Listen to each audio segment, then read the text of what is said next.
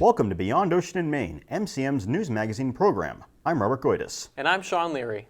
Marshfield's Hatch Sawmill is undergoing restoration from its current state of disrepair into a fully functioning water-powered museum. MCM was able to get a look at the mill's history as well as what the community will gain from its restoration. So Hatch Mill Group is a 501c3 nonprofit, and we exist to be stewards of this historic site and the structure. And we're also here for outreach to the community to engage people in this historic site. The first mill on this site may have been built as early as the 1600s, but we know there was a grist mill here in 1752.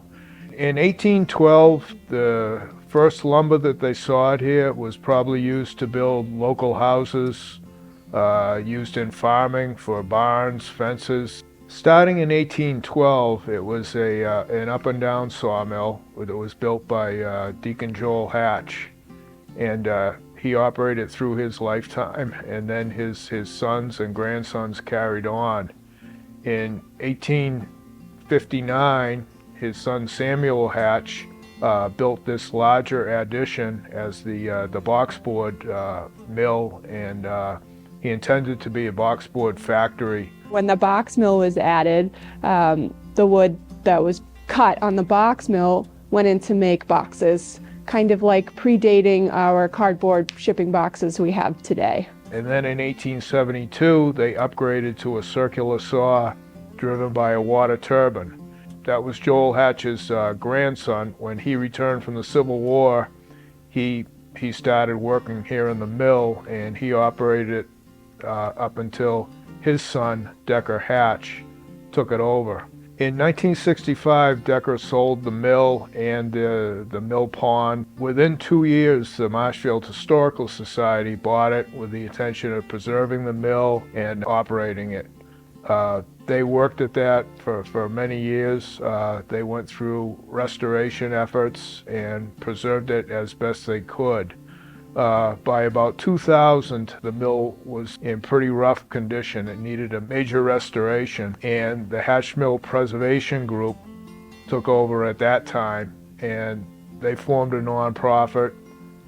They bought the mill from the Historical Society, and they increased the awareness about the mill, and they were able to get funding to do the restoration of the structures, which we see here. The Hatch Mill is being restored because it's unique. There's very few water-powered sawmills left in Massachusetts, never mind New England and the country at large. And in this region, there's nothing like it left. Hatch Mill is a great study of technological changes throughout the eras. Pre-existing the Hatch Mill, there was a grist mill on this site. And you can think about that as being really important to sustaining food for the general population here. And then a sawmill came into the site, and that was an up and down technology where the blade actually went straight up and down. It was not a circular spinning blade. And that was the technology of the time. And as that technology progressed into a circular sawmill, and they were moving on from water wheel forms to turbine forms, which were more efficient. The Sawyers here decided to purchase a circular sawmill, which is what we are restoring. So that is a pretty interesting progression of technology. This area and most of the country that was settled would have had mills everywhere, different types of mills, grist mills, sawmills, fulling mills, lots of types. And then as they weren't needed anymore, the buildings either were taken down, converted, what have you. So it's pretty special that we still have this mill that ran continually up till the 1960s and has virtually been unchanged. So really important part of our industrial heritage. Initially, the restoration started with the structural restoration, with the intent of keeping as much of the historic fabric of the mill as possible. And now we're on to the mechanization part. So we are working to re-mechanize the sawmill to begin with the eventual goal of being able to run it on water power again. It will be a living museum where people can come and see how the people worked and how the machinery operated, and also see the setting that these mills existed in. So when the Hatch Mill restoration is completed, and as we near to that point, this will be open as a museum, and it will be unusual in that it's a functioning museum. So it will be operational. People will get to come here and see the mill operating, which is pretty special and unique. We'll be really excited to introduce school programming so we can do STEAM programs here. There's a lot of different ways to interpret the mill between its mechanical function, its social history, on and on. It's important for a number of reasons. We have people that enjoy seeing antique machinery. We have people that enjoy seeing the how the early industries worked, how people lived at that time. As we work forward with repowering the machinery, we hope to have that operational maybe by the end of next year. Just on the 2 Mile Brook, which is where the Hatch Mill is located, there were 4 other mills. Now there's barely any remains of any of those other mills. So the fact that we still have this, I think it's important to hang on to it so that people can see a little bit of the past. I think the community's had a long-term investment in this mill, and I would like to see it brought to the point that the public can come here and enjoy it. They can see it operated. You know, many of these mills to take a field trip would be a trip to northern New England or western Mass. We're right here local, so we can show it to people, a short trip from suburban Boston. We're excited that the restoration of the mill is going to reach out to the community in a number of ways. So we already see people who love antiques, who love history. There's a lot of Hatch descendants that contact us and come and visit. Also, the site is quite beautiful, and as the pond returns to being a pond, it's a beautiful site for people to visit, have a picnic, and then also reaching out to school students and preservation people, so hopefully hitting a number of people across the greater population. The trails and campgrounds around Couch Cemetery have proven to be a popular place for those who enjoy the great outdoors of Marshfield.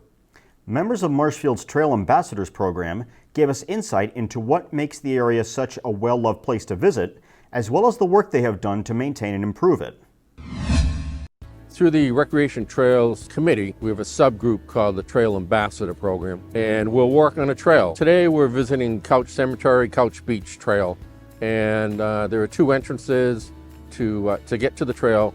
Sometimes we take the shorter one, we park in the back of the cemetery, and it's a narrow trail, but it's quicker to get back out to Couch Beach. Other times we parked in the rear of the Couch Beach Cemetery, and it's a shorter walk to get to the beach. And it's the trail is a little bit narrower, but it's quicker on days that maybe you don't have a lot of time to walk it.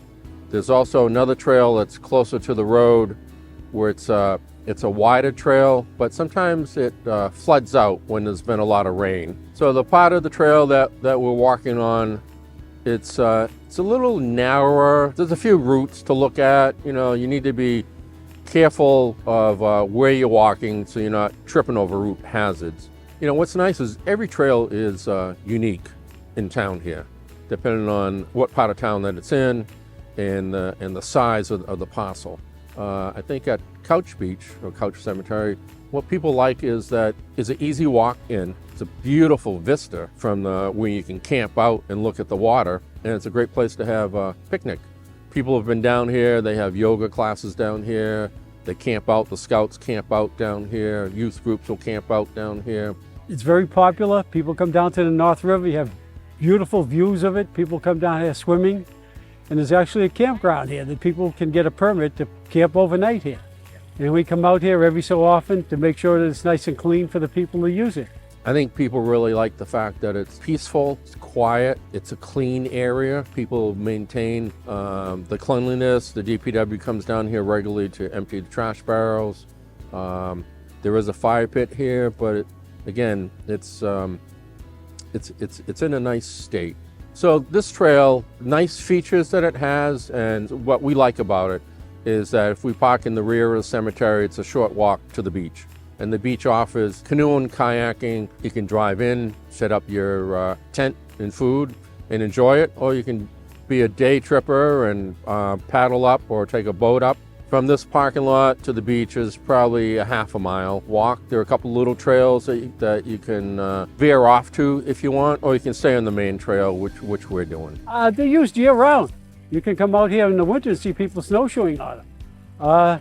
In springtime, people come out and try to catch all the flowers in bloom, and all summer long.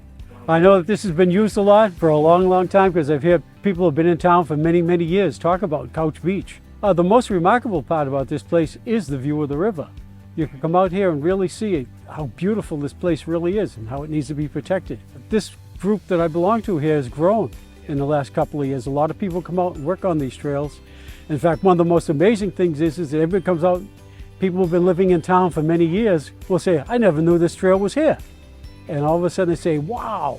And next week we'll have somebody else come out and say the same thing about a different trail. The nice thing about doing the trail work, we see a lot of people on the trails, whether they're horseback riding or they're mountain biking or they're jogging, and people stop and ask us, like, what are you guys doing? So we tell them who we are, what we're doing, and they're amazed at it. They've positive feedback that someone is taking care of the trails or trying to maintain them. It's impossible to maintain every trail to the degree that we want, but we're for sure making an impact and making it able to travel through it. And we also work with the high school building construction class. So they make the wooden kiosks for us. And then we have another woman that we work with to come up with the panels that go on the kiosk. So it tells about the history, and it has a map and tells you the distance and level of difficulty. And it goes to help answer some of those questions that people have when they get on a trail. Where does it go to? How far do I have to walk? What's there? Why should I be out here? So it's good. It's a nice inclusive group and a program to get the word out. We send pictures every week when we work on a trail. I'll take some pictures, or one of the other members will, and then we send them to our contacts, and they put them on marshfieldtrails.net, Marshfield Forum, and every time they go on there are people that are liking them and giving us positive feedback. They may not be able to walk on the trail that we're doing, but they like the fact that there are trails out there and someone is walking on them and people get enjoyment through it. I think the nice thing about the program is that we've had people that have lived in Marshfield their whole life and they haven't been on many of the trails at all. And they're amazed by the number of trails that we have and the trails that are so close to their house, so you don't have to drive 5 hours away, New Hampshire, Vermont, or Maine to hike a trail. The beauty is you can hike a trail in town, say in the morning, and then there's still time to do something else later on.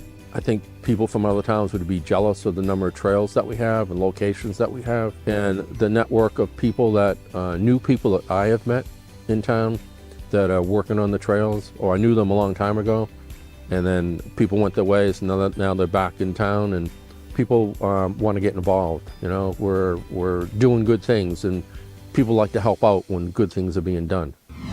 Since 1995, the Daniel Webster Preservation Trust has worked to restore and maintain the Daniel Webster estate for the town of Marshfield. Board members of the trust gave us an overview of the estate's history and the many functions it currently serves within the community. The Preservation Trust is a group of volunteers. We're all board members. We are overseeing the home. We are coordinating events throughout the year. We get together on a monthly basis and make sure the house is running and functional and available for the community to come and be a part of it. Well, our mission really is to improve and take care of the property and give back to the community. The Daniel Webster estate was originally built in the 1700s. Later on, Daniel Webster himself purchased the property in the 1800s, and it stayed with the Daniel Webster family until around 1880, and at that point the building had burnt to the ground, and it was reconstructed by Daniel Webster's daughter-in-law, and recent years after that it was sold out of the family. When Jim Cantwell was in law school, he started a campaign for the town to buy this property, which had been used as a day camp for almost 50 years under several ownerships. Eventually, Jim was able to get money through town hall. The town bought the property and still owns the property. It's leased to us, the Daniel Webster Preservation Trust. We have continued to maintain this property. We have added all kinds of furnishings and carpeting. We've had some very generous donors who have assisted us. And we continue to need to raise money because we have to keep the grounds. We have a professional mowing come in and take care of the lawn so that we can have weddings and other functions. They maintain the estate physically, but they also maintain programs that we have during the year for adults and children. So besides just the upkeep, there's other things that we do for a community spirit. And we have come a long, long way to not only improve the structure of the house and the landscaping of the property, but to showcase us as a special place in the town. These days, the estate is primarily a museum, an education center for students and the community. We also function as a rental event venue, and we hold multiple fundraisers throughout the year where we're giving back to the community. So we host multiple events each year. The Family Fun Day is one of our biggest events in the summer. We also have multiple teas throughout the year, which are a big hit and always sell out. This past year, we incorporated an Alice in Wonderland theme into one of our teas, and it was very well received. We also incorporated a new event this past year, Day of the Dead, Dia de los Muertos, and it was a big hit, and we're hoping to have that happen again. And then we have our showcase, our Christmas showhouse, and that is running through mid-December, and it kicks off with a big gala that we host here every year. For the past 15 years, we have been having Santa show up on the last day of the Christmas show house. And it was inside, and people could come in and bring their children, and it was a nice event.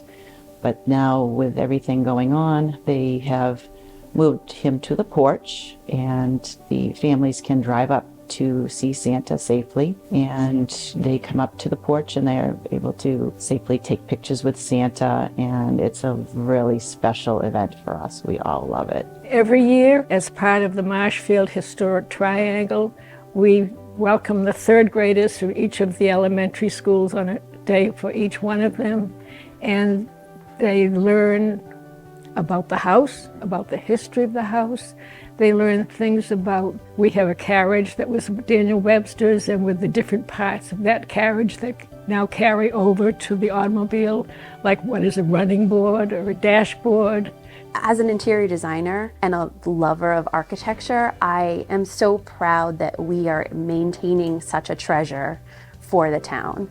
I think it's so important to showcase the beautiful history of this house and the beautiful architecture, and I'm hopeful that we can continue doing that for a long time.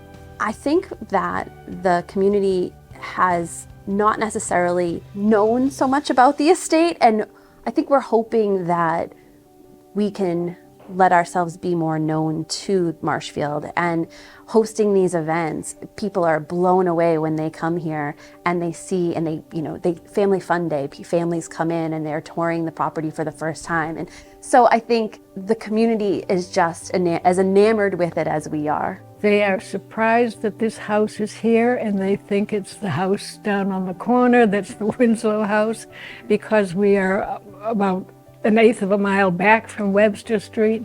We're right next door to the senior center, and we do have a sign out front, but many people in town have never seen the estate. It's a beautiful, beautiful estate that people are able to utilize, and the feedback is just everything's so positive, and like I said, people love it.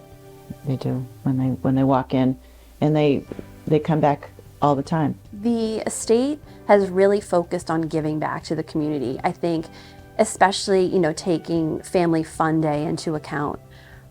It's really important that all families feel like they're included, so we made sure that the admission was free. We make sure that all families have an opportunity to enjoy events like petting zoos and storytelling and touch-a-truck. At the estate, we want to make sure that all families have the opportunity to participate in our fundraising event. We are very cognizant of including the underserved, especially children, in all of what we do. It's a key focus of our board. Take, for example, Family Fun Day. We are creating events that are inclusive for all families and allow all families to have fun at our gatherings. Aside from supporting members of the Marshfield Police Department and their families in times of need, the Marshfield Police Relief Association has also worked to give back to the community. Both the president and a member of the association gave us a look into their operations as well as what they do for the holiday season. So the Marshfield Police Relief Association is separate from our union. The union is called the Association of Marshfield Police. The Relief Association is separate. That's the charitable wing of what we do and what our members pay their dues towards. Its primary function is to assist officers and their families in time of need. Should an officer be out for an illness or a military deployment or a family illness or an emergency, the Relief Association helps them financially. Within the Relief Association, we currently have one officer who's been deployed active duty in the military. So the Relief Association, it's Christmas time. We've been able to help his family financially the past few months while he's been away and not collecting overtime pay or detail pay during the holidays. So it's nice that we're here to support each other. The Relief Association also gives back to the community. We sponsor multiple youth sports organizations, youth activity groups, really anyone in the community that finds themselves in a time of need. We're there to help out in whatever way we can. Some of the charities we've helped, we do Cops for Kids with Cancer. We're able to give back to the youth sports organizations. We provide scholarships every year to the high school students that are graduating to begin their journey out into the world and college. I would say that what we do to fulfill our charitable giving mission is pretty much anyone that asks, we take a look at the information and we decide whether or not it's a worthy cause. So we have two annual events that we hold.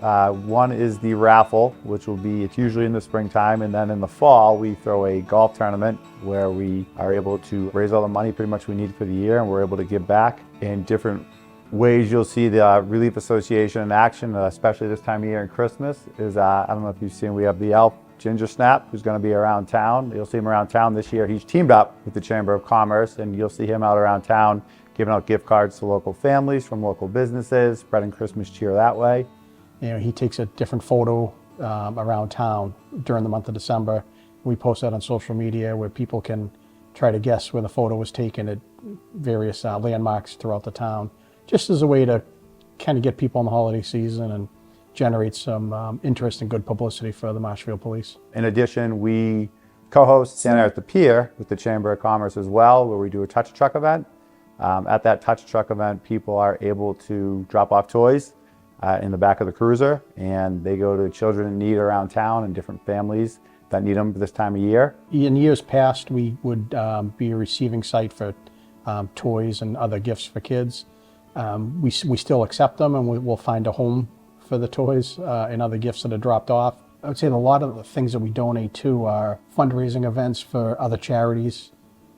People hold, road races or their own golf tournaments for a family member that passed away, or they establish a scholarship for a past loved one. It's, I guess, in a small way, what we contribute obviously helps somebody. I mean, there are a lot of times that we don't see the direct one-to-one.